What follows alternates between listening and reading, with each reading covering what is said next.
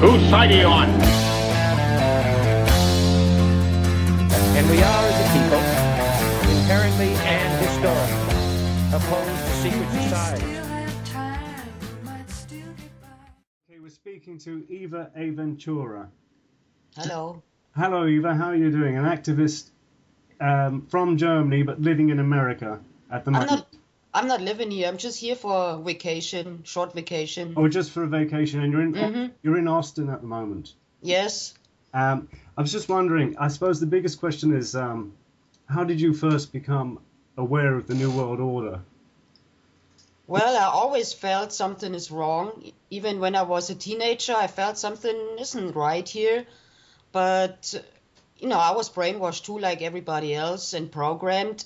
And then, like 3 years ago, somebody came and gave me Endgame, the film from Alex Jones. Oh, yeah. And I watched it on Christmas night, Christmas evening. I watched it and I was just blown away. I broke down and cried and I didn't know what to do. But then I got stronger, and since then I became an activist. I just thought I had to do something. Make flyers, bumper stickers. I copy the movies from Alex. I give it out to people. And I did some public viewing in Augsburg in Germany. Yeah. The place where I used to work, it's a kitchen, and they have a restaurant, and they have like events there. And I showed the Fall of the Republic. Yes. There, and it's translated in German, Yes. That's on your YouTube channel, Eva Aventura. We're big fans of yours. We love Thank it. you. We've seen all of them. And Yeah, I've also Terry Lawton here, by the way. Yeah. Oh, Terry. Yeah, sorry. Infowars Wexford. And yeah, Eva, I've been looking at your videos as well in the last couple of days. I just came across you there, and yeah, some really impressive stuff. You're a great example for us all to follow. Thank you. Really impressive activism. And yeah, you got all the stickers. You got a really professional operation going there. And I think a lot people need to take to the streets like you're doing. If everybody was doing what you're doing, we could end this hell in the morning, man. Yes. Yeah. I mean, I just couldn't sitting around and doing nothing. I mean, whining and crying, that don't make it better, It's just not an option, is it? Once you know this, once you've got this information, it's just, it's instinct. It's just survival mode you go into, and you just have to do it. You got to go out there, and we don't have a choice. This is it. There's only one thing to do, and that's take action. Yes, that's true. And since I, make all these bumper stickers and go out and talk to people, since that day, my way is golden. I mean, God gives me so many things, and it's amazing what happened to me. And I really changed my life too. I was brainwashed, but I erased all the programs, and I feel so much better now. Great. The world is just, you can see the picture so clear, then everything, all the questions you've ever asked throughout your life, they all, they're all answered now all of a sudden because the picture fits together, Yes. Yeah. Mm-hmm. Can I cut in there, Terry? Go ahead, Baz. Yeah. Yeah. Eva, I'm really interested in when you went to Bilderberg. Mm-hmm. What happened there? Was it the one in Switzerland? Yes.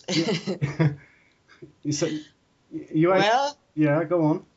Well, I watched the Alex Jones show like I always do, almost every day. And one day he said, yeah, there is the Bilderberger coming to Switzerland, to St. Moritz. Mm-hmm. And I was like, damn, St. Moritz, this is not far. I don't have an excuse. I have to go there. Yeah. So I catch the train. Took me 6 hours to get there. Was not that long. And I got a nice little cheap hotel. And I went there by myself. I wanted to go with some people. But everybody I asked, they always said, no, we don't want to go there. We don't want to do this. I said, okay, then I do it myself again, like always. And then I went there and was a lot of people there. It was some good energy. Yeah. And I met Aaron Dykes there and Paul Joseph Watson, Oh my. Jim Tucker. Oh. Hey. And I met the guy from Infocreek, from the German website, Infocreek. Infocreek. Alexander Banish. I don't know if you know him. I'm writing it down now. I never heard of him, no. No, Infocreek. I'll be looking into that. He's a nice one, and yeah, and they had some speeches there, and I bullhorned them, you know. And did you see any of the tiny, powerful elite? Could you recognize anybody? Yes. Rockefeller? Yes. Anybody like Kissinger? Anybody like that? I haven't seen them, but I saw some German politicians. Mm-hmm. Like, what was his name? Oh, I forgot the name now. Yeah, but there's always... Per Steinbrück. All right. Okay. Yeah, he was walking outside, you know, and some people had footage from politicians who walked outside, but you had not really a big chance to see them, you know. They was all covered up in their cars, in their limousines. Lots of security. Mm-hmm. Lots of security. But you know what was funny? When we was all on the hill and protesting, you know, and I mean, I saw some guys with some bullhorns, you know, with the megaphones. Yeah. But nobody, you know, took it out. And I had my bullhorn with me, and I was like, damn, why is nobody taking out the bullhorn? What's going on here?